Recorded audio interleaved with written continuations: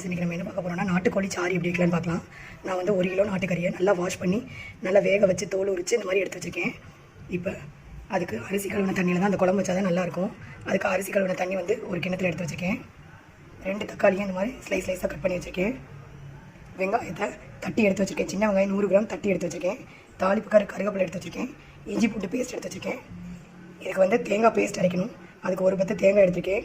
இது எல்லாத்தையும் தாளித்து போடணும். அதுக்காக மல்லி, சோம்பு, மிளகு, சீரகம் இதெல்லாம் எடுத்து வச்சுருக்கேன். இப்போ இதை எப்படி பொரிச்சு எடுக்கலான்றதை பார்க்கலாம். இந்த மாதிரி பேனை ஹீட் பண்ணிக்கணும். அதில் இந்த மாதிரி குழி ஸ்பூன் எடுத்துக்கோங்க.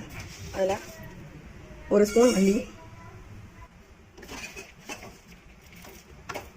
1/2 ஸ்பூன் சீரகம், 1 ஸ்பூன் மிளகு, 1/4 டீஸ்பூன் கசகசா, ஒரு 4 கிராம்பு, 3 காஞ்ச மிளகா.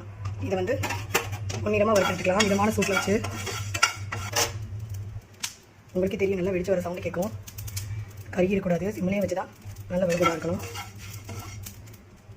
இப்போ இது நல்லா வறுவட்டுச்சு. இதை நம்ம தேங்காயோடு சேர்த்துடலாம். இப்போ இதை தேங்காயோடு சேர்த்தாச்சு. இதை நல்லா ஃபைன் பேஸ்ட்டாக அரைச்சி எடுத்துகிட்டு வந்துடலாம்.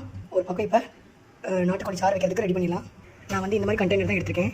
இப்போ இதில் நல்லெண்ணெய் சேர்த்துக்கலாம். நல்லெண்ணெய் 2 குழிக்கரண்டி.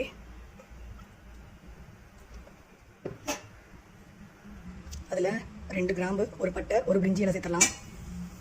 அது கூடவே 2 பச்சை மிளகாய் இடித்து சேர்த்துக்கலாம். இந்த மாதிரி இடித்து சேர்த்துடலாம். இப்போ இது கூடவே வெங்காயத்தை சேர்த்துக்கலாம்.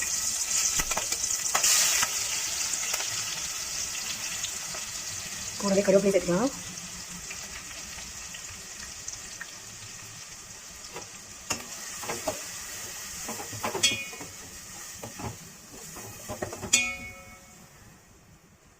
இஞ்சி பூண்டு விழுது சேர்த்துக்கலாம்.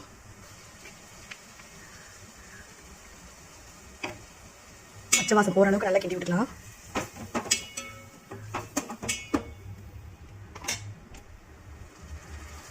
இப்போ பச்சை வாசம்லாம் போயிடுச்சு. கூடவே 2 தக்காளி சேர்த்துக்கலாம்.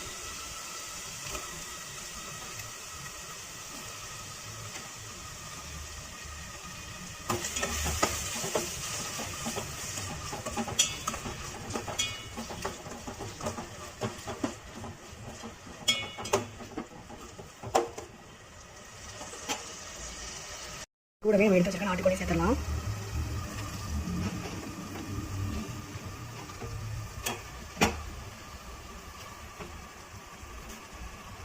இதை நல்லா ஒரு கலரி கிளம்பிட்டுக்கலாம்.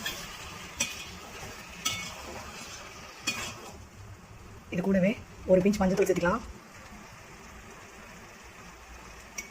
தேவையான அளவு உப்பு சேர்த்துக்கலாம். நான் குழம்புக்கு தேவையான எல்லா உப்பையும் சேர்த்துறேன்.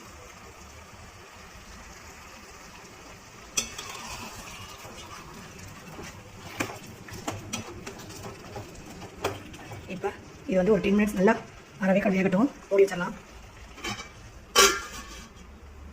ஒரு பக்கம் இது நல்லா ஆறிச்சு. இப்போ இதை நைஸாக அரைச்சிட்டு வந்துடலாம். இப்போ இதை ஃபைன் பேஸ்ட்டாக அரைச்சி எடுத்துகிட்டு வந்தாச்சு. கறி எப்படி வந்துருக்குன்னு பார்த்துக்கலாம்.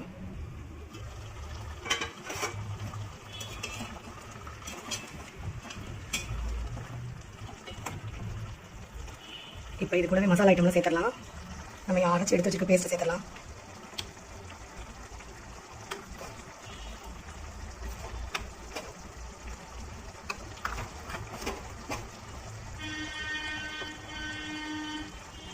இது கூடவே நம்ம வீட்டில் அரைச்ச குழம்பு மிளகாய்த்தூள் 1 டீஸ்பூன் சேர்த்துக்கலாம். மல்லித்தூள் 1/4 டீஸ்பூன், வரமிளகாய்த்தூள் 1 டீஸ்பூன். இப்போ இதை நல்லா கிண்டி விட்டுக்கலாம்.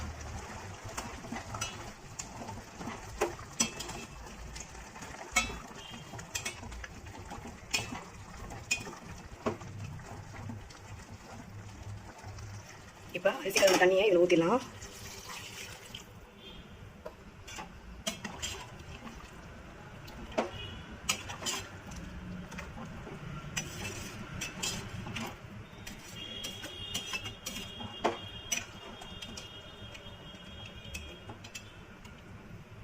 இது வந்து ஒரு 10 நிமிஷம் நல்லா கொதிக்க விடலாம். எண்ணெய் பிரிஞ்சு வரும். அந்த ஸ்டேஜில் கொத்தமல்லி தழை போட்டு இறக்கிடலாம். எப்படி இருக்குன்னு பார்க்கலாம்.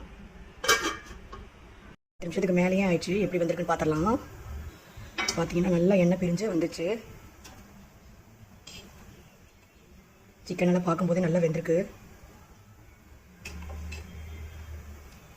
இப்போ இந்த ஸ்டேஜில் அடுப்பு ஆஃப் பண்ணிடலாம்.